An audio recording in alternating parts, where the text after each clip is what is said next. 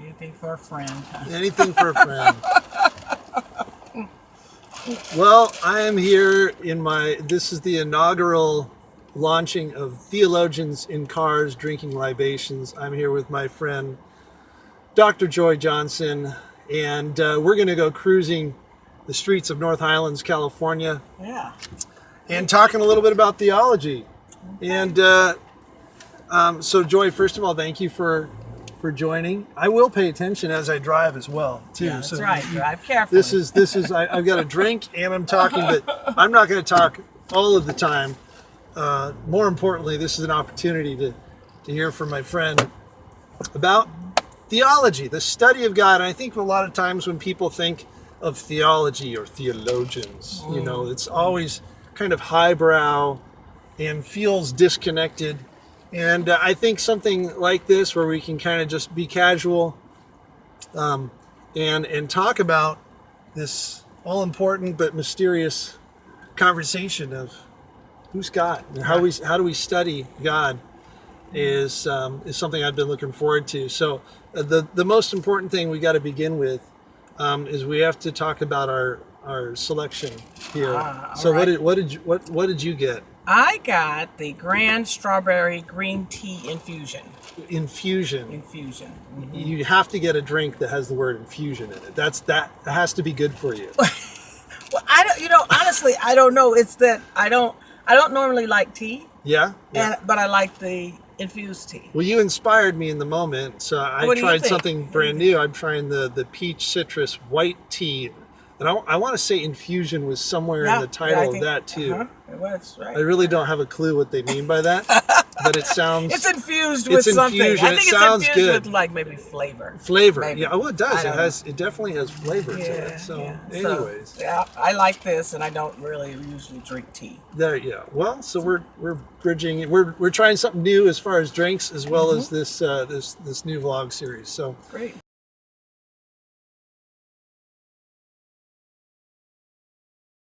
An early recollection that you have of when you're first thinking, you first got curious about God, of like, okay, who's God?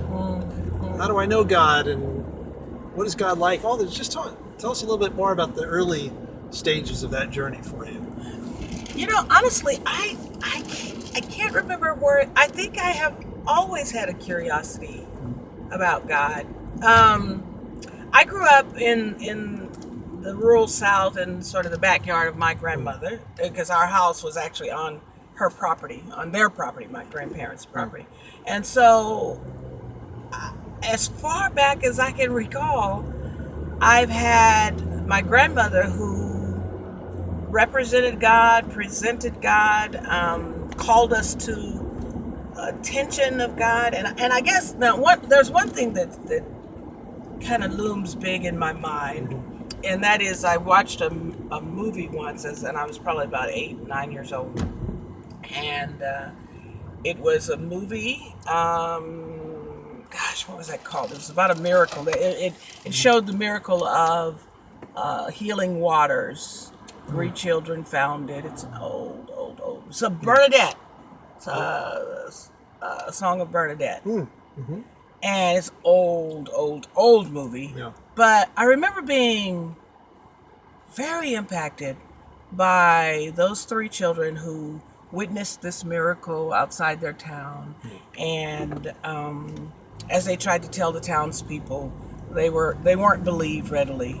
And I believe that probably started me on a journey, because their faith was, so strong, as portrayed by the movie. Their faith was so strong, despite what others were saying, they still believed until, the end of the story is that ultimately everybody discovered it to be true, and now there's a big town built up around this healing pool. It's part of the Catholic faith. Okay. And so I think that, and I would have been about 8 years old. Okay. That started me on a trail of just really seeking God, I'd say. Would you say, follow up on that, was the impact and the almost the defiant nature of faith something that drew you to explore that further, as a sense of somebody believing something that others don't see? I'm just curious. Right. Yeah. I think it was the impact, and I don't know. I think it was both the impact, and I think it was that it was children. Yeah. I I want to say that it reflected something in my own life, but I can't really recall that. Yeah. You know what I mean? And that there was already from following around with my grandmother, who took me everywhere, and I was always in church with her, and going to different conferences and things like that.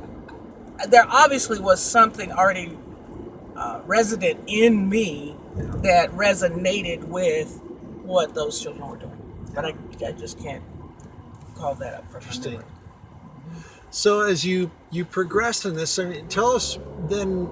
You fast forward a little bit. What did you learn from others about how to study God? And can you maybe even say some things that you learned that didn't turn out to be so fruitful, and others that maybe surprised you? Like it's like, well, I didn't learn this, or this wasn't common, but it really helped further my exploration.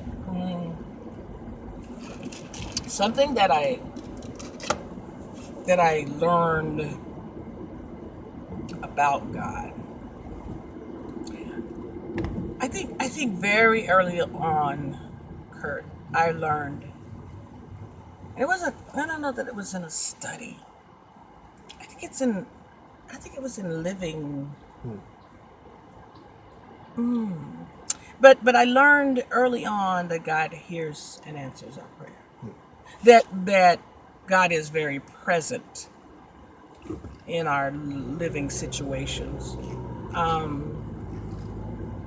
So it's more of the living out of God with me, I think, than necessarily the study. Yeah, see, so that's, do you think that that's a little bit of a pitfall? Some people like to turn it into almost a purely academic exercise, and for you, it's like, no, this is something you must experience as you live. I do, because I have a hard time, even though I'm a trained theologian. Yeah, but I have a hard time. I question the training, right? I have a hard time separating the study, the academic study of it, from the living of it.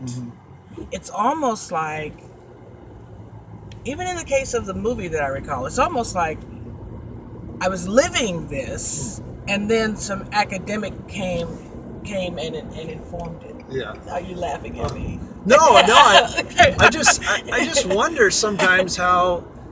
I don't know if sometimes the academics either bring clarity or they ruin it. I don't know. Yeah. Sometimes I wrestle back and forth. It's like, I understand it's you go through an experience, and then you try to maybe rationalize it and systematize it. And then sometimes I wonder if in the process of doing that, we might bring clarity, but then we also lose something. That's just more of something. It kind of gets boxed in. Yeah. What I mean by it informing the experience I have of God is that I think it gave me words, it gave me language that perhaps made it easier to convey and communicate with my surroundings, and it described it in a term of, this is what faith is. Yeah. Right. This is what faith is. What is something that if you had to, talking to people are watching or listening, and what's kind of your word of advice or about how you would recommend going about, again, and don't people, when we say the study of God, we don't assume that it's purely academic, right? But this idea of I'm exploring, I'm curious, I want to know, what would you recommend to them? What would you say is something maybe even distinct or unique, or a passion of yours when it comes to the idea of how to be about the study of God?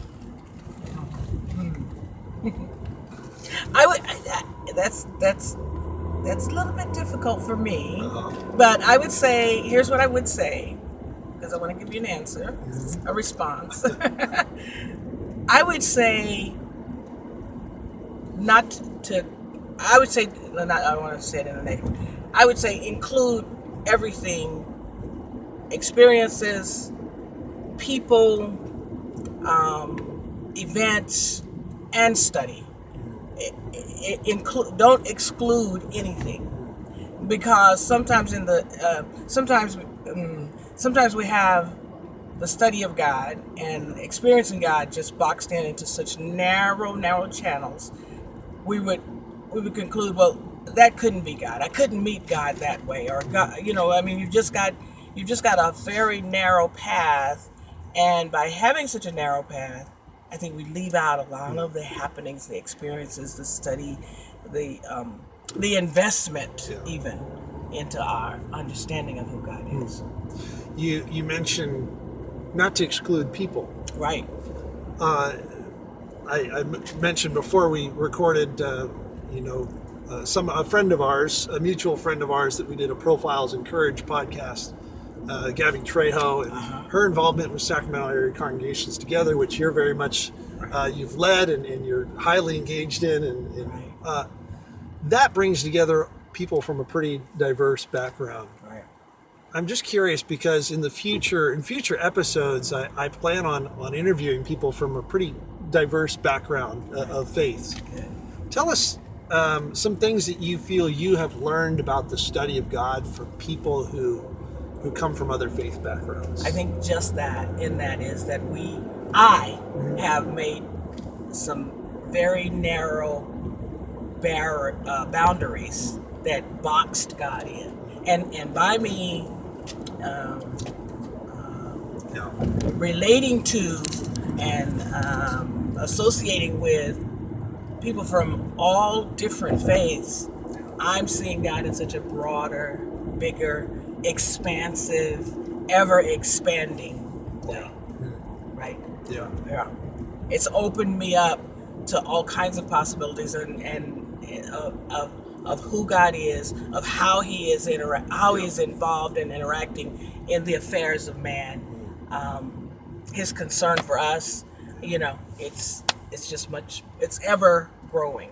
Yeah. Whereas I think before that, living in my own narrow circle, I had a very limited. It was a very limited God, a very limited divinity, supreme, but only up to this point, right? Yeah.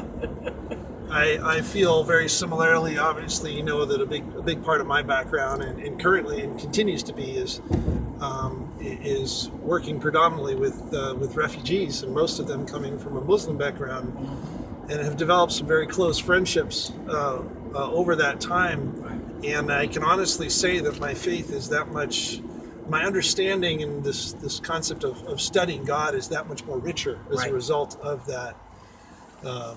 that experience, and I'm profoundly thankful for those friendships.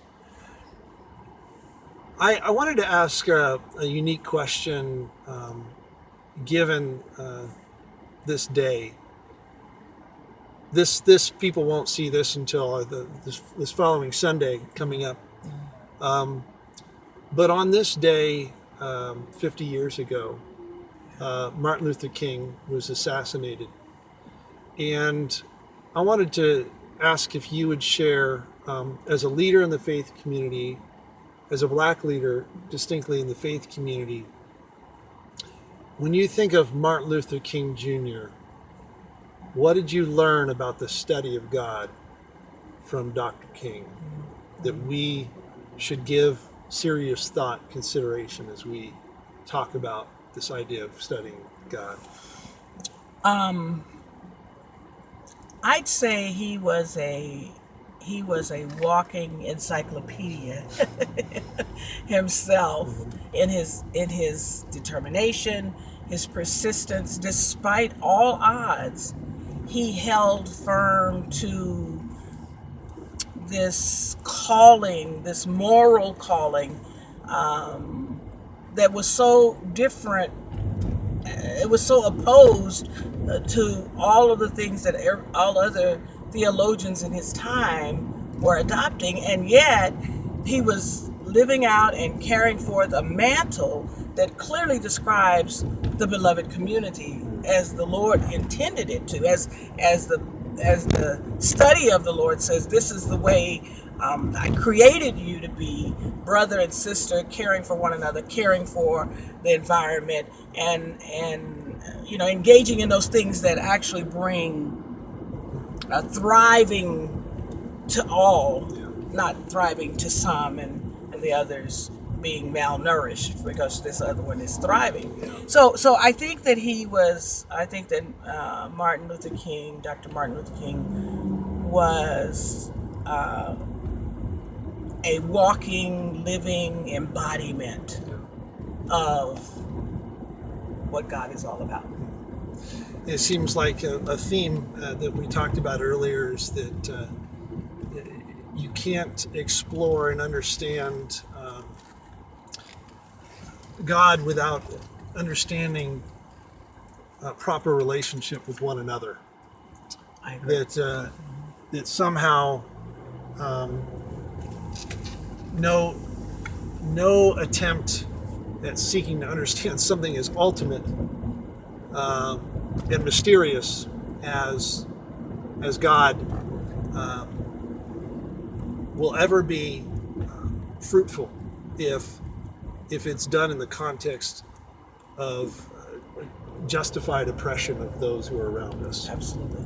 So, absolutely. And I think when we do give ourselves over to simply the academics of the study of God, the academics, you can get the academics right, you can get the academics perfect.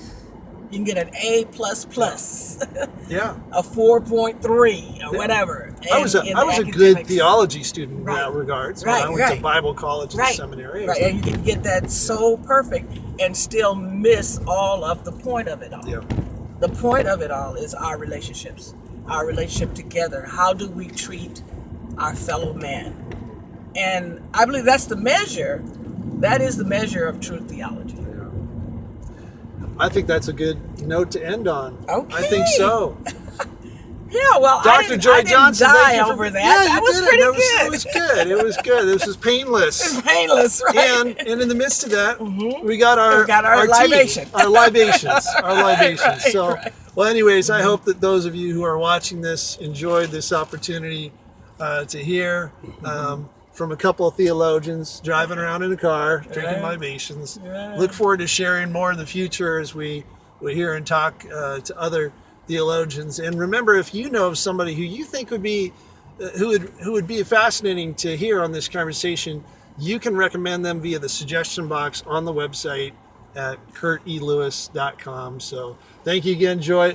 Look at that. We reach our destination back here. This was brought to you by by Starbucks. Not really. I wish. Infused tea. Yeah, I wish infused tea. If they were sponsoring us, this would have higher production value. But until then, this is what we have. Anyways, thank you so much. All right. Thank you for asking me. Yeah.